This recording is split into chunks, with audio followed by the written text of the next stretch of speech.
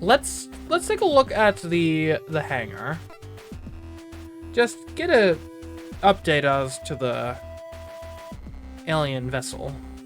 You run your keycard through the slot in the terminal next to the hangar's doors. As the slide open, you're about to step through when you're stopped by a hand falling on your shoulder. Going somewhere, Lieutenant? You brush the pilot's hand away, responding brusquely. Yeah, the hangar for my patrol. Leave me alone. You turn away from Hansen and make it to head through the doors again, but this time he grabs the top of your arm. Hey, what's the rush? Not making you late for something, am I? You yank your arm away as you twist to face him, finding his eyebrows raised at you. His expression a mix of cockiness and contempt. Just try and get on with my duty, Cruz. Might not be a concept you're familiar with. You snap before you can help for yourself. Oh, easy there, Lieutenant Kraft. We're all buddies here, right? Crewmates. We all serve the same captain, don't we? Your face twitches into an involuntary sneer at the mention of serving under Vanessa, but you manage to compose yourself before it's too obvious a reaction. Yeah, and I'm trying to get on with what I've been ordered to do. Hey, well, don't let me stop you, Lieutenant. I'm sure you've got lots of important checks to be getting on with. Just remember, Ira and me, we've got your back. We're keeping an eye out for you. Don't work too hard. You wouldn't want us to get worried and have to come find you. You grunt a response as you head down the stairs, feeling Hansen's eyes on you until the door slides shut behind you. Making your way down the stairwell, you adjust to the ever-decreasing gravity until by the end you're calmly floating into the hangar itself. The hangar is eerily still with no one in it. You're used to there always being something going on here, even if it's just Dalton tidying the contents of containers or maintaining machinery. But with him helping the chief with the engines, it's just you, all alone. You hope. It doesn't look like much has changed since I was in here last. I didn't find anything suspicious then, but it's definitely possible I missed something. I should give the place another once over just in case. Let's take a look at this. You cross your arms as you look over the incapacitated machine. As far as you are aware, there had been no signs of movement or activity from it ever since it had come crashing into the hangar with you and Hansen. You couldn't believe that it was out of commission, though, especially considering how powerful it had been when tearing its way out of the O'Brien and forcing Hansen to push his Juno to its limits. Could a machine like this really suffer from something as mundane as mechanical failure? It doesn't seem right. Let's more thorough. The strange craft sits in front of you, motionless. It wasn't that long ago that it had nearly killed you and Hansen. If it hadn't crashed, it might have ended up killing everyone on board the ship. Just over a day ago, this thing had been the biggest problem you were facing. How have things managed to get worse since then? You couldn't help but feel that this craft was at the center of everything that had been going on. Its presence on board the O'Brien during its blackout, and its crew's deaths, Cassie's condition worsening shortly after it came on board, the doctor dying. It couldn't just be a coincidence. Despite your instinct, there was no sign that it was responsible for anything that had happened on the Gun-Dog since it had crashed. It sat still, totally inert.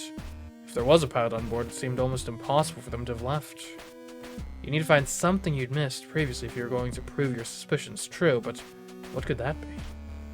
You drift along the catwalk, grabbing onto a railing, once you're directly in front of what you assume to be the strange craft's main cameras.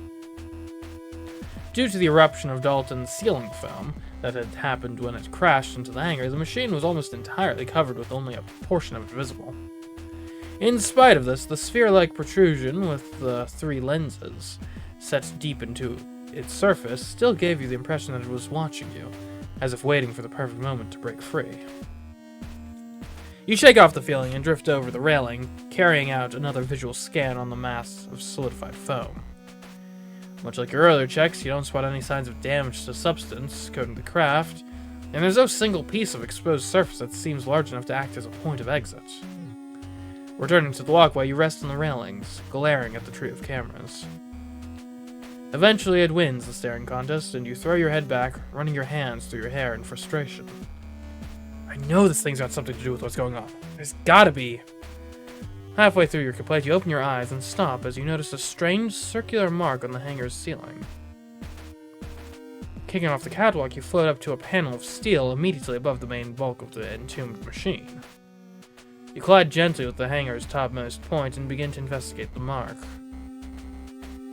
Running your fingers along the perfect circle, a nearly half-inch deep track probably scorched into the ship's steel ceiling. You notice that around its edges are what would have been molten metal, now solidified into a small ring of beating around the ring's edge. The panel itself was totally unremarkable, and there was no nearby device or feature that would require maintenance. You couldn't imagine any member of the crew coming up here, making such a precise mark using the necessary tools, and then leaving it. You look back at the machine below you, seemingly just a giant mass of solidified foam from this angle, and move it to align yourself with the center of the circle. Once in position, you kick off, sending yourself back towards the craft. The moment you make contact, you run your hands over the area of the foam, which would correspond with the ring-shaped cut on the ceiling above you. Surely enough, your fingertips detect the slightest of ridges. Using your nails to find even the smallest element of traction on the foam, you begin to pull at its edges.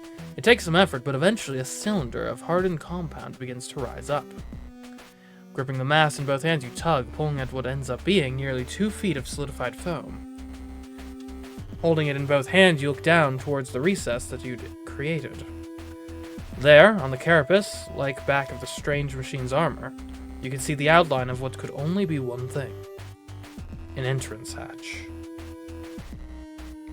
Leaving the huge plug of foam to float freely, you reach into the hole towards the hatch, running your fingers over it, trying to find any control or a point of access. Unable to find anything with the faintest of indications that there was an entrance and exit into the craft, you stand up, grabbing the cylinder of foam and sliding it back into place. At this point, your heart was racing. So far, everyone had assumed that even if this machine had a pilot, they'd been sealed inside. What you had discovered presented you with evidence to the contrary. You ran in place as you tried to think over what this means and what you need to do next. The pilot was a threat, that much was clear, but you couldn't go to Vanessa for help hunting them down. You need to get rid of her first. Although you discovered this revelation, you still weren't sure that you had enough to take Vanessa down. You need to find something more. That's worrying. You're still grappling with what your discovery in the hangar means for the Gun-Dog and her crew as you step into the four-side thoroughfare. You're so preoccupied with your own thoughts that you don't notice Hansen leaning idly against the wall beside the doors, and how he follows you down the corridor. Hey, Craft! Something happened in the hangar. Looks like you got a lot on your mind. Oh, nothing. Just thinking about where to go next. Alright, figured you'd have been on the ship long enough to know you're on patrol route. Take it easy, Lieutenant. Just checking in on you. We noticed how long you'd been in there, is all. Didn't realize it took so much time to look around an empty room. Yeah, well, it's called being thorough. Also, we have, like, a massive enemy ship in there, so, like, you know, it's justified. That right. Well, Lieutenant, you better not take too long on the rest of your patrol. Why don't you disappointing the captain after she generously gave you this opportunity, right? Whatever, Hansen, get off my back. I've got the rest of the ship to check out. If you say so. With that, Hansen throws you a lazy salute and saunters away, turning into the corridor leading to Cassie and the captain's quarters. You're confident that he hadn't followed you into the hangar, but it was obvious that he didn't trust you. You'd have to be careful.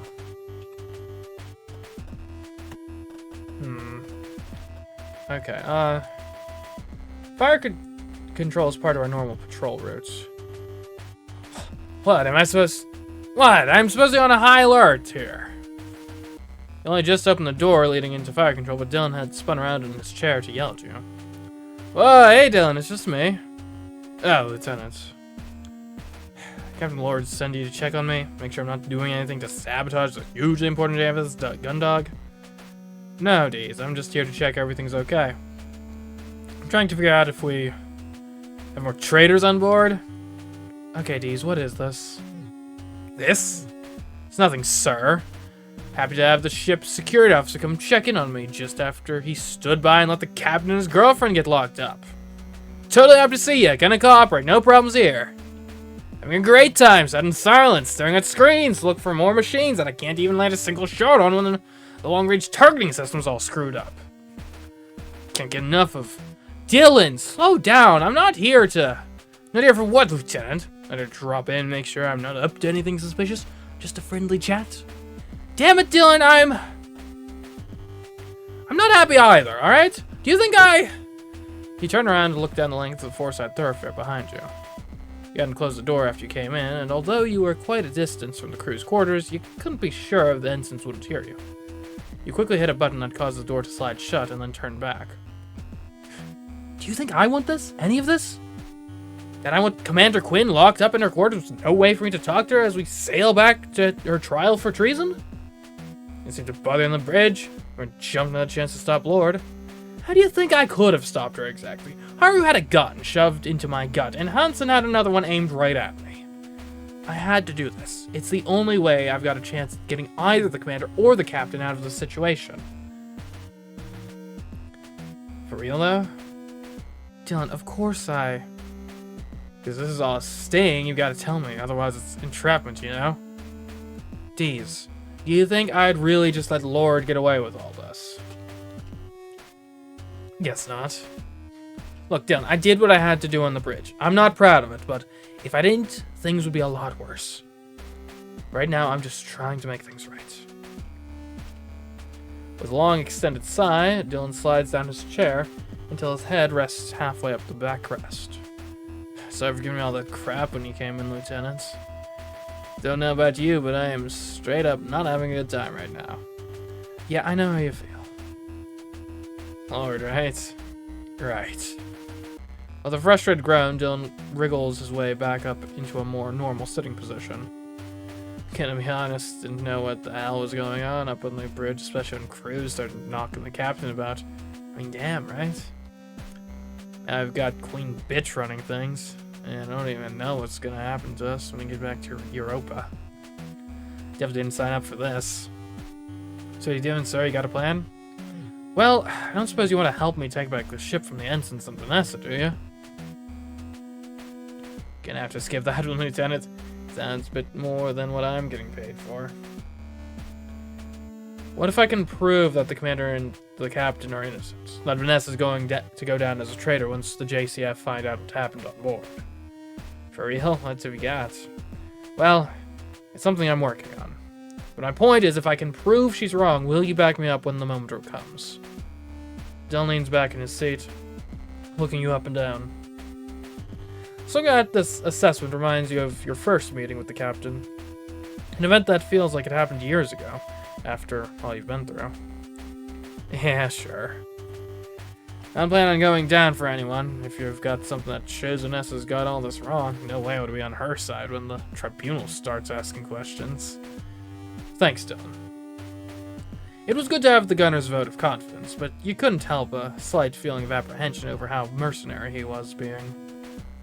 Yeah, no sweats. But hey, if you need anything that I can, actually help with, give me a shout, yeah? I'll see what I can do. Yeah, I'll let you know. Okay. Just gonna take a look at the screens. Some of these are still pretty fuzzy. I guess that means the long-range communication system is still down. Maybe that's for the best. At least it means that Vanessa can't broadcast her accusations back to Europa Colony. We'll basically be there by the time we're actually within contact range. Although if anything else happens, it means we can't call for help. Okay, yeah. Alright, well, later, Dylan.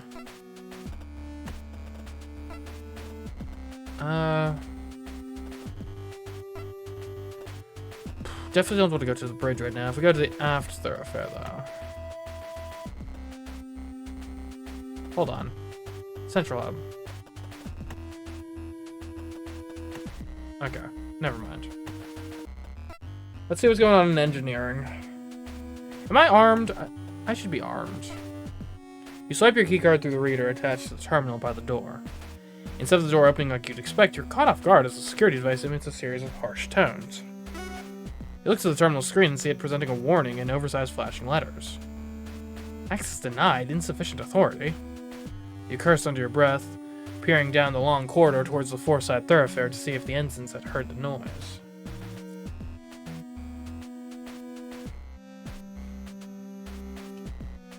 For hell's sake, Vanessa! You weren't surprised that your new captain had limited your access to the armory, but it was a grim reminder of how little freedom you currently had. You quickly head away from the armory entrance, not wanting to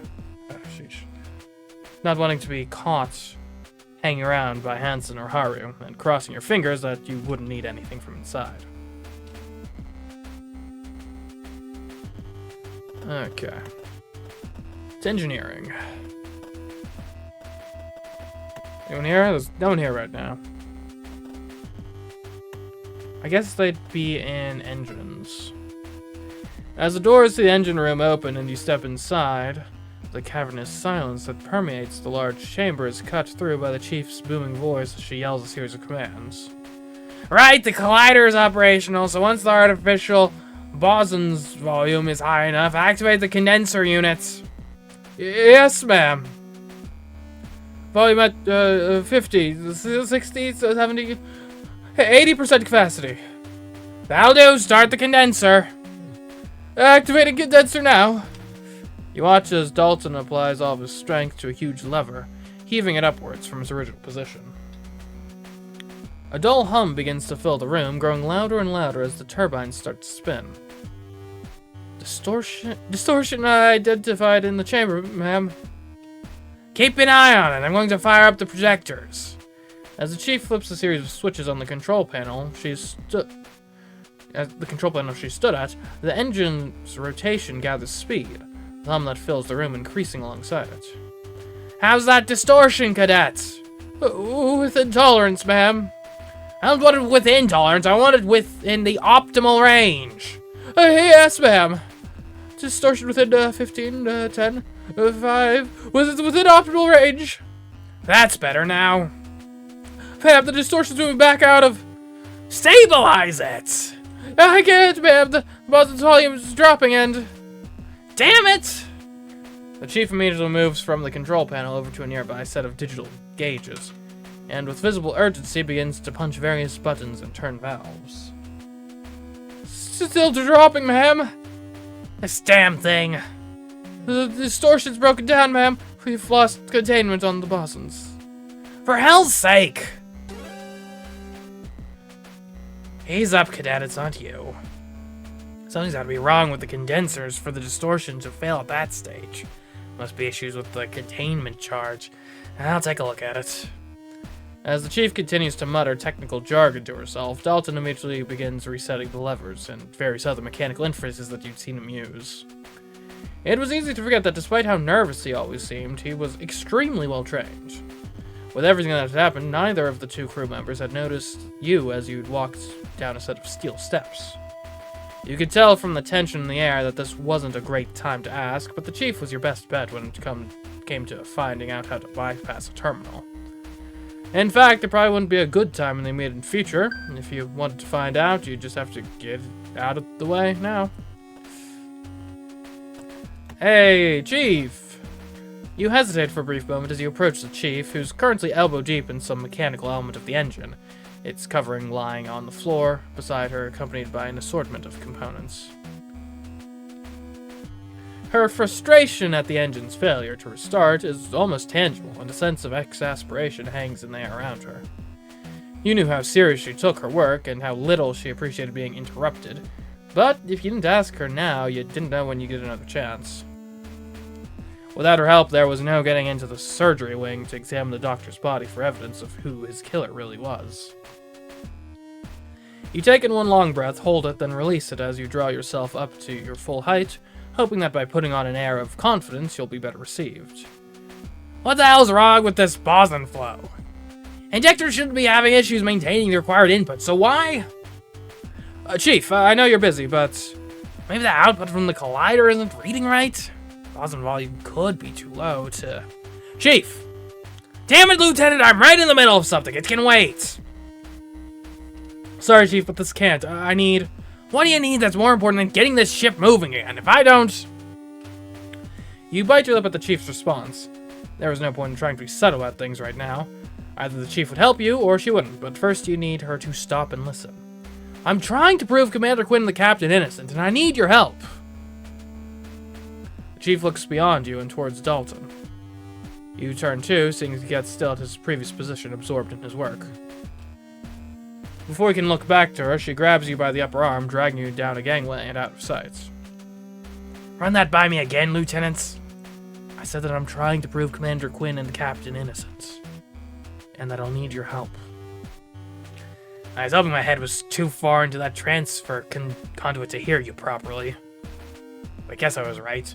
What's with this nonsense, Lieutenant? If Lord hears about this, both of us will get thrown out in an airlock. I mean it, Chief. We both know that what Lieutenant Lord's doing isn't right. If I don't prove what's really going on, then by the time we get back to Europa Colony, Captain Bartomuse and the commander could be facing execution. If I can show everyone she's wrong, then we can get everything back to how it should be. You think it'll be that easy, Lieutenant? Chief, look, I know it sounds crazy, but right now, we're all going along with what Lord's doing because we're scared of what the ensigns might do if we don't. But if I can prove to everyone that Vanessa is wrong, the whole crew will know they'll be the ones charged as traitors when we get back. Even the ensigns won't stand by her then. After that, we get the captain back in command and Lord gets locked up where she belongs. You don't think she's right about all this, do you? The chief stays silent for longer than you'd like, her glare piercing right through you, so intense that you feel like it might burn you away. Eventually, she breaks her focus on you, releasing a long, tired sigh. Listen, Lieutenant, I know about you and Quinn, but right now I've got a ship to get back to Europa and... Chief, I understand why you wouldn't want us to get involved, but... You're damn straight I don't want to get mixed up in this. Chief, I need you. This ship needs me, Lieutenant. What good's getting the Gun-Dog back to Europa if half the crew is going to wind up dead when we get there? Best case scenario, the captain and commander get put on trial for something they didn't do. Worst case, whatever is in our hangar right now reactivates and tears the ship to pieces because the pilots who should be keeping an eye on it are too busy playing prison guard.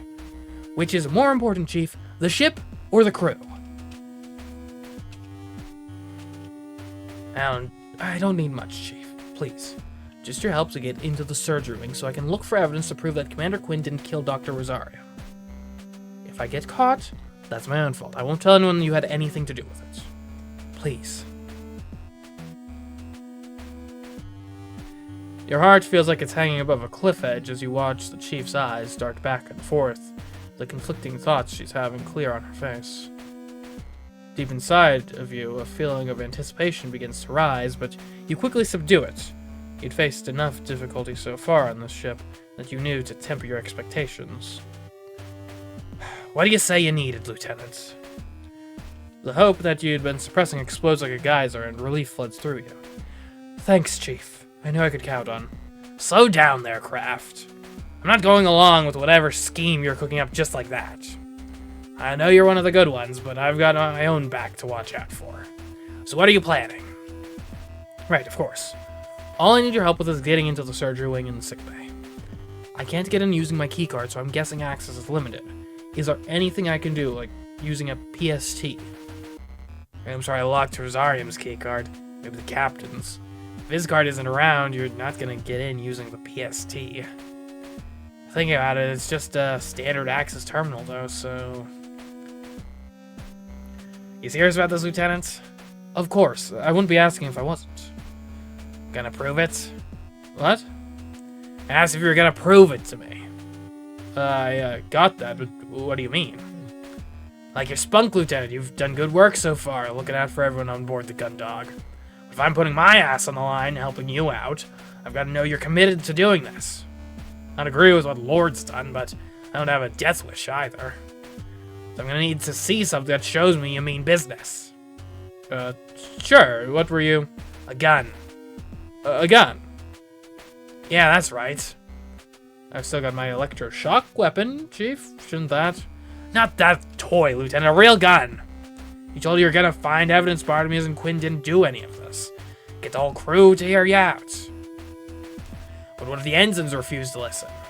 How are you gonna make them pay attention? I mean, this isn't just for me, Lieutenant. It's for your own sake, too. Fine, if that's what it takes. Strong start, Craft. Get back here with something a bit more serious than that stun gun of yours, and I'll show you how to get into the surgery wing. Alright, got it. If you get caught, though, I told you, Chief, it won't come back to you. Alright then, get moving. Thanks, Chief. With your part of the deal made clear, you begin to walk away, knowing what you need to do. Before you get far, the Chief calls out to you. Hey, Lieutenant! Chief? Don't bother me until you're done. I've got engines to get started. Yes, Chief. With nothing more than a curt nod, the Chief shifts her attention from you back to the internal workings of the engine that she'd been disassembling earlier. You're already beginning to think about how you could get around the warning sent to the bridge if the weapons lockers are opened when you realize something. Vanessa's taken away your access to the armory. Any hope you'd had that this would be easy crumbles away as you begin to consider how you were going to get into the armory now.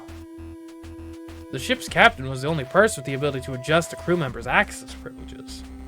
Did this mean you'd have to pay Vanessa a visit? You shudder at the thoughts. Although, we know that the alien is probably like lurking around the ship. That if that's not justification to allow me access to lethal weaponry just in case, then like what is?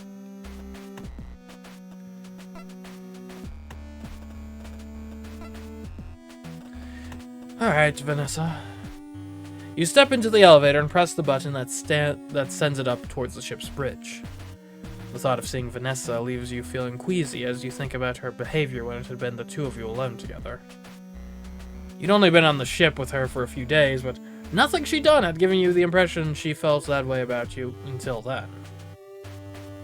You grow increasingly nauseous as you can't help but think about it. Did she really want you like that? Or had she been carried away in the moment, following her victory of the captain? Neither option was pleasant to think about. Still, you knew you needed to remain on her good side if you were going to get the permission to access the armory. Hopefully it wouldn't come to that. As the doors slide open, you step onto the bridge and, due to force of habit, announce yourself while saluting. Lieutenant JFS entering the bridge. Oh, it's you, Lieutenant. At ease, I suppose. Hope you've come to report some good news on identifying how those traitors managed to send broadcasts undetected. Whether you got to the bottom of all that unusual activity? You knew that what you'd found out so far would be something that your new captain would definitely want to know. But for the time being, you'd be keeping it a secret. You didn't want to give her any advantage when it came time to confront her in front of the crew. Nothing yet, ma'am. Then why are you wasting time bothering me? Get back to it. Well, ma'am, you make your best attempt at seeming friendly and enthusiastic as much as it sickened you to be this way around Vanessa. If you're going to convince her to give you access to the armory, you'd need to do everything you could to assure her that you were firmly on her side. I just thought I'd come up and make sure that you were doing okay. I know you're always working hard for the ship and crew, and that you've got all these new responsibilities. The obsequious tone you're speaking in makes you want to retch, but you push on. I thought that you must be under a lot of pressure, so I wanted to see if there was anything I could do to help. Help ease some of the pressure I'm under, Well, Lieutenant Craft. Let me give that some consideration. Of course. Of course, ma'am. Okay, I guess we can... I'm not sure if looking at any of that is useful. Well? Lieutenant. Lounging with a slight slouch, one arm on an armrest and her legs crossed, Vanessa turns the captain's chair to face you. Yes, ma'am, I was... You know, I was just thinking out what you said earlier. Ma'am? About helping me out? Relieving some of this pressure I'm under? A shiver runs down your spine. You knew Vanessa, and despite how coquettishly she was acting right now, you could sense her predatory intent. The smirk on her face as her eyes look you up and down does little to help, and you cough loudly to interrupt her. Actually, Captain, referring to Vanessa this way, still left a rotten taste in your mouth. I was hoping there was something you might be able to help me with. Oh. Vanessa sits up slightly in the chair, crossing one leg over the other. As the captain, I'm here to look after my crew, so go ahead. You cough again, this time to clear your throat, as the intensity of Vanessa's hungry gaze grows more unsettling. Well, Captain, that is, I was following your orders and patrolling the ship, looking out for more signs of unusual activity, and... Leaning forward, Vanessa places both feet on the floor, her legs shoulder-width apart. And I think I may have found something. Oh, really, Lieutenant? What would that be? I'm not totally sure, but I think there may be a few other crew members involved. I'd like to keep investigating for you. I know Ensign Cruz and Ensign Rumney are busy with the orders you gave them, watching over the prisoners, so I want to handle it. But I'm worried they might be dangerous. I want to make sure I can get anything I find back to you. The fate of your ship is at stake, after all. So I'd like to request access to a firearm from the armory. For our security. That's what I ask, Lieutenant. I'm sure you've been performing your duties admirably up until now, but still. I can't just let anyone have access to firearms. Only the crew members who are devoted to their captain can be trusted. Resting her elbows on each armrest and steepling her fingers, Vanessa leans forward, her legs shifting slightly further apart. Something changes in her eyes, and the look she's giving you shifts from hungry to ravenous. How about this, Lieutenant Craft? You take a break from your patrol for a while, so that I can take you up on that offer you made earlier of helping me out. I'm sure I could be convinced to give you access to the armory. As Vanessa puts this proposition to you, she sits back upright, resting her hands on her knees before sliding them up her legs. Rest on her lap for just long enough to make you more uncomfortable, and then she crosses her arms. What do you say? Your stomach is tied in a knot as you shift around uncomfortably. You were well aware of what she was asking, but was there a price you were willing to pay? The chief had seemed adamant that she wanted to see a gun from the armory as a show of commitment. Was that the only thing she'd accept? There was another way. You were sure of it. The chief would understand, and even if she didn't, you could find your own way around the terminal, a different way to get that evidence. Something that wasn't this. You swallow nervously and respond to Vanessa's question with a curt, I mean... This is an abuse of power.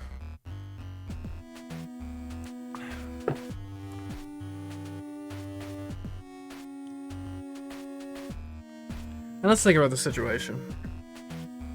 So I need to get into the terminal at the hospital. The captain can, or not the captain, the chief can help me with that. But the chief wants me to get a gun. But I can't get into... Well, hold on, if the chief can get me into the terminal at the sickbay, then surely the chief can also get me into the terminal for the gun, right? But then again, even if I get into the armory, the issue is taking a gun from the armory will alert the captain anyway.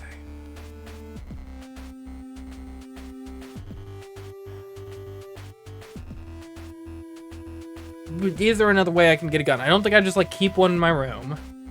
I don't have the option to go into anyone else's room, so I don't even have the permissions for it.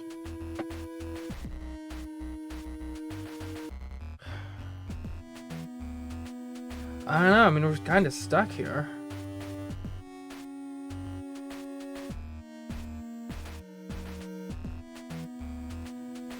I really don't want to go along with whatever thick things she's planning to do with me here, but... we really don't have a ton of leverage right now. That's the issue. Not much purchase.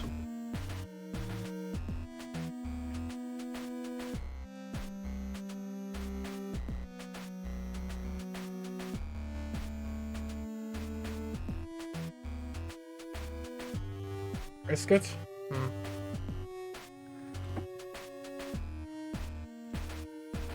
I think there's like a chance maybe she's like not asking for that.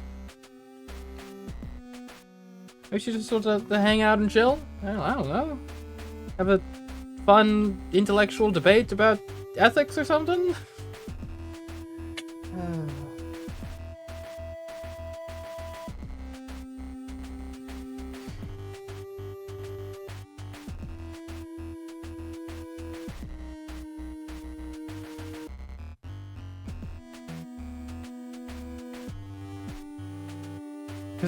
Okay, where else could we get a gun? Yeah, nowhere's there, like the fire control is about guns like mounted to the ship.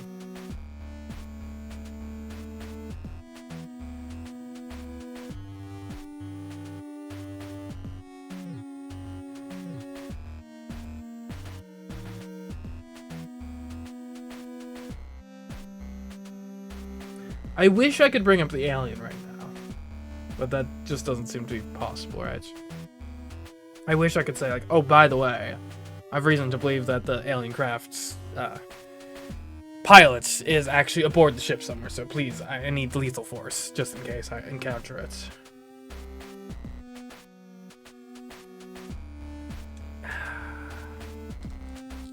The thing, too, is I don't know if, is my no captain going to foreclose this choice for me? Well, I guess if the no captain, like, that's from a game design perspective, the no captain, I guess here's the thing. If this is the only way, then no captain can't foreclose the choice for me, unless it's gonna just straight up give me a game over. Which it could. Right, I mean, there's a possibility where I say no here, and I actually just get locked up. And then tried for treason when we get back. I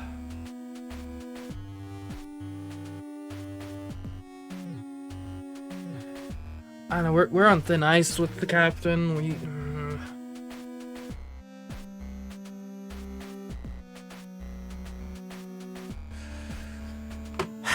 Yeah, like, I'm just thinking of what our alternative is. I don't have an alternative plan.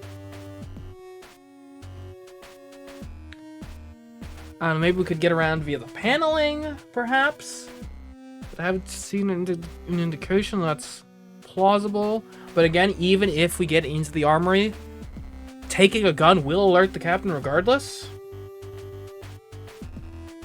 Not to mention, I think the alien's probably in the walls somewhere, so we might run into it. I don't know, we don't really have any leverage. We don't have any purchase here. I think we have to say yes. And I hate to do it, but...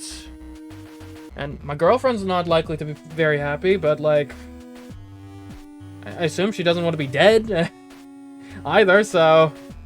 I'm convicted of treason and executed, so, like...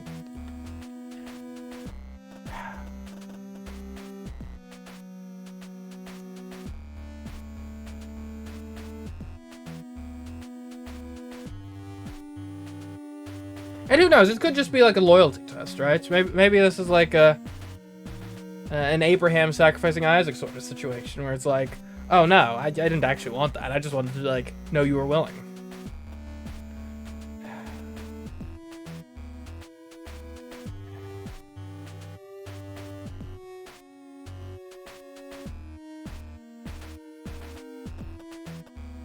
She's a terrible captain, but again, I don't see what our alternative scenario here is. Don't think the chief will help with the armory, right? Yeah, that's true. She wants to see how far I'm willing to go before she helps me. I guess here is the answer. How far am I willing to go? I guess the alternative here, right, is not just thinking about, like, can I get a gun? It's thinking of, like, do I have a means of subverting the... Because, like, I only need the gun if I want the chief's help. Do I have a means of getting into the sick bays thing without the chief's help? And, like, probably not. We could maybe talk to Dalton, but he's busy too, and under the chief, and doesn't have as much expertise as she does. So, like, I think we're stuck here, and I'm not happy or proud of it, but we just don't have leverage to do anything else right now, I think. Don't be so formal, Chase. Vanessa tells you, standing up from her chair and taking off her glasses. In fact, I order you to relax. As she walks over to you, she tugs at one of the bows on her tie, undoing the whole thing in one swift motion. You take a step forward awkwardly, raising your hands and almost stumbling over your own hesitation. Hold up. Hold on, just in case. I'll have that up. You're caught off guard as the tie quickly looped around your wrists and drawn tight, yanking you towards her. And you can call me Vanessa. With you bound at her mercy, your new captain tilts her head, stands on the tips of her toes, and then leans in, bringing her lips towards yours.